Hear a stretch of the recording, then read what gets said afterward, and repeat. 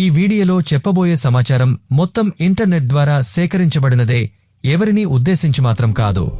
అది 2017 ఫిబ్రవరి 17 రాత్రి 9 గంటల సమయంలో ఒక ఫేమస్ కేరళ నటి త్రిశూర్ నుంచి కొచ్చికి షూటింగ్ పనిమీద వెళుతూ ఉంది.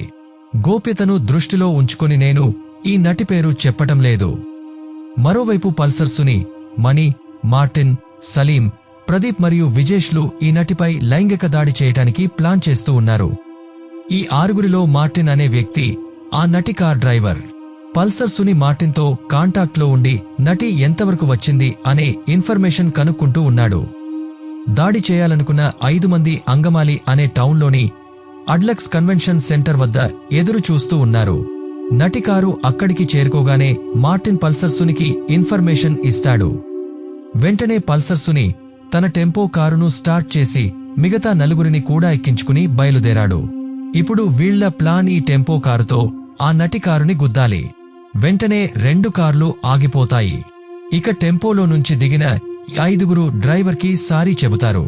కాని డ్రైవర్ కారులో మేడం ఉన్నారు, ఆమెతో మాట్లాడండి అని అంటాడు. పల్సర్ సుని నటితో మాట్లాడినట్లు చేసి డోర్ తీసి కారు ఎక్కుతాడు. వెంటనే మిగతా వారు కూడా కారులో ఎక్కడం జరుగుతుంది. ఆ నటి పల్సర్ సునిని గుర్తుపట్టి నేను ఎవరో మీకు తెలుసా, తెలిసే కారు ఎక్కుతున్నారా అని అడగగా అవును తెలిసే ఎక్కుతున్నాం అని చెప్పి పల్సర్ సుని కారులోకి ఎక్కుతాడు. డ్రైవర్ కారును నడపటం మొదలుపెట్టాడు. ఈ 5 ఆ నటిని లైంగికంగా వేధిస్తూ వీడియో రికార్డు చేస్తూ ఉన్నారు. ఒక్కసారిగా ఆ నటికి ఏం జరుగుతుందో అర్థం కాలేదు. దాదాపు 2 గంటల పాటు ఆ నటిపై ఈ దాడి జరుగుతూనే ఉంది. కొంత దూరం వెళ్లిన తరువాత కారాపి అందరూ దిగి వెళ్లిపోయారు. ఆ తర్వాత ఈ నటి కేరళ ఇండస్ట్రీకి చెందిన ఒక ఫేమస్ డైరెక్టర్ మరియు ప్రొడ్యూసర్ ఇంటికి వెళ్లి తనకు జరిగిన భయంకర సంఘటన గురించి ఆ డైరెక్టర్కి చెబుతుంది.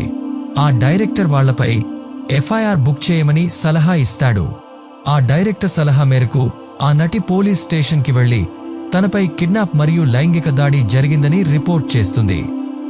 దాడి చేసిన వారిలో పల్సర్ సుని కూడా ఉన్నాడని పోలీసులకు చెబుతుంది. ఆ మరుసటి రోజు ఈ న్యూస్ మీడియాలో రావటం వల్ల కేరళ ఇండస్ట్రీ బ్రేకింగ్ న్యూస్ గా మారుతుంది. ఆ నటి ఇచ్చిన సమాచారం మేరకు పల్సర్ సునిని అరెస్ట్ చేసి పోలీసులు విచారణ చేయడం జరుగుతుంది. పోలీసుల విచారణలో ఈ మొత్తం దాడిని ప్లాన్ చేసిన మాస్టర్ మైండ్ మరెవరో కాదు, కేరళ సూపర్ స్టార్ దిలీప్ అని తెలుస్తుంది. ఇంతకు దిలీప్ ఆ నటిపై ఎందుకు దాడి చేయించాడు? సరే, ఒకసారి గతంలోకి వెళదాం. 1998లో దిలీప్కి మంజు వారియర్ అనే నటితో పెళ్లి అవుతుంది. పెళ్లి అయిన కొంతకాలం బాగానే కాపురం చేస్తారు. తర్వాత కాలం గడిచే కొద్దీ దిలీప్ కావ్య మాధవన్ అనే నటితో రిలేషన్షిప్ ఏర్పడుతుంది. ఈ విషయం తెలిసిన కేరళ నటి దాని గురించి దిలీప్ భార్యకి చెబుతుంది. ఈ రిలేషన్షిప్ కారణంగా దిలీప్కి మంజు వారియర్ 2015లో విడాకులు ఇచ్చేస్తుంది. బయటివారు తన ఫ్యామిలీ విషయాలలో తల దూర్చటం దిలీప్కి ఏమాత్రం నచ్చలేదు. అందుకే ఆ నటిపై కిడ్నాప్ మరియు లైంగిక దాడి చేయించాడు. దిలీప్ గురించి చెప్పాలంటే ఇతను కేరళ ఇండస్ట్రీకి చెందిన నటుడు మరియు నిర్మాత. ఈయన సినిమాలతో పాటు బిజినెస్లు కూడా చేస్తాడు. ఈయనకు సినిమా థియేటర్లు కూడా ఉన్నాయి. కేరళలో ఉన్న పెద్ద పెద్ద హీరోలలో దిలీప్ కూడా ఒకరు. ఈయనతో ఎవరైనా పెట్టుకున్నారంటే ఇండస్ట్రీలో ఎక్కడా కూడా అవకాశాలు లభించవు. ఆ నటి ఇచ్చిన కంప్లైంట్ మేరకు 2017 జూలై 10వ తేదీన నటుడు దిలీప్ను పోలీసులు కిడ్నాప్ మరియు లైంగిక దాడి కేసులో అరెస్ట్ చేయటం జరుగుతుంది. దిలీప్కి వ్యతిరేకంగా నిరసనలు కూడా జరుగుతాయి. 85 రోజుల తర్వాత దిలీప్ షరతులతో కూడిన బెయిల్పై బయటికి వస్తాడు. దిలీప్ ఇండస్ట్రీలో పెద్ద స్టార్ అవ్వటం వల్ల ఈ కేసులో ఎలాంటి పురోగతి కనిపించలేదు.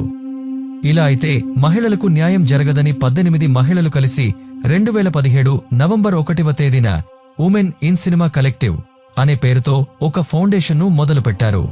ఈ ఫౌండేషన్ ముఖ్య ఉద్దేశం ఏమిటంటే కేరళ సినిమా ఇండస్ట్రీలో మహిళలపై జరుగుతున్న అన్యాయాలకు వ్యతిరేకంగా పోరాడటం.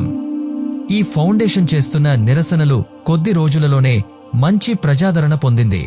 కేరళ ప్రజలు ఈ సంస్థను సమర్థించారు.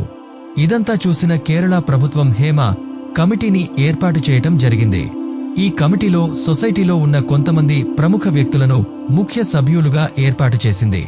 2017 నుంచి 2019 వరకు ఇండస్ట్రీలో వివిధ మహిళలు మరియు యాక్ట్రెస్లతో మాట్లాడి ఇండస్ట్రీలో జరుగుతున్న అరాచకాలకు సంబంధించిన రిపోర్ట్ని 2019లో కోర్టుకు సమర్పించారు. ఈ రిపోర్ట్లో ఏముందో కోర్టు ప్రజలకి తెలియజేయాలి అని ప్రజా సంఘాలు ఆవేదన వ్యక్తం చేశాయి. కోర్టు మాత్రం ఈ రిపోర్ట్లో చాలా పెద్ద పెద్ద వ్యక్తుల పేర్లు మరియు యాక్ట్రెస్లకు చెందిన పేర్లు ఉన్నాయి కాబట్టి అందరికీ ఈ రిపోర్ట్ గురించి చెప్పలేము అని చెప్పింది. ఇక అప్పటినుంచి ఆగస్టు 2024 వరకు కోర్టుకు రిపోర్ట్ గురించి చెప్పాలని పిటిషన్ వేస్తూనే ఉన్నారు. ఆగస్టు 2024లో కోర్టు రిపోర్ట్లో ఉన్న కొన్ని పేజీలను దాచిపెట్టి మిగతా పేజీలను అందరికీ అందుబాటులో ఉండే విధంగా చేసింది. ఈ రిపోర్ట్ను చదివిన వారు కేరళ ఇండస్ట్రీలో ఇంత దారుణం జరుగుతుందా అని ఆశ్చర్యపోయారు. ఈ రిపోర్ట్లో తెలిసిన ముఖ్య విషయాలు: 1. యాక్ట్రెస్ అవ్వాలంటే డైరెక్టర్ లేదా పెద్ద నటులు చెప్పినట్లు వినాల్సిందే మరియు తమ దేహాన్ని వాళ్లకి సమర్పించుకోవాలి. లేదు అని చెప్పినట్లయితే ఇండస్ట్రీలో ఎవ్వరు కూడా అవకాశాలు ఇవ్వరు. 2. షూటింగ్స్ జరిగేటప్పుడు రాత్రి సమయాలలో డైరెక్టర్ మరియు నటులు హీరోయిన్ రూమ్కి వెళ్లి తమ కోరికలను తీర్చుకునేవారు. 3. జూనియర్ ఆర్టిస్టులకు కనీసం బాత్రూంలు కూడా ఇచ్చేవారు కాదు. బాత్రూం పోవాలంటే బయటికి వెళ్లి ఓపెన్ ప్లేస్లో చేయమని చెప్పేవారు. ఇలా ఎన్నో ఘోరాలు ఇండస్ట్రీలో జరుగుతూ ఉండేవి. ఈ నటికి జరిగిన సంఘటన వల్ల మలయాళ ఇండస్ట్రీలో జరిగే ఘోరాలు బయటపడ్డాయి.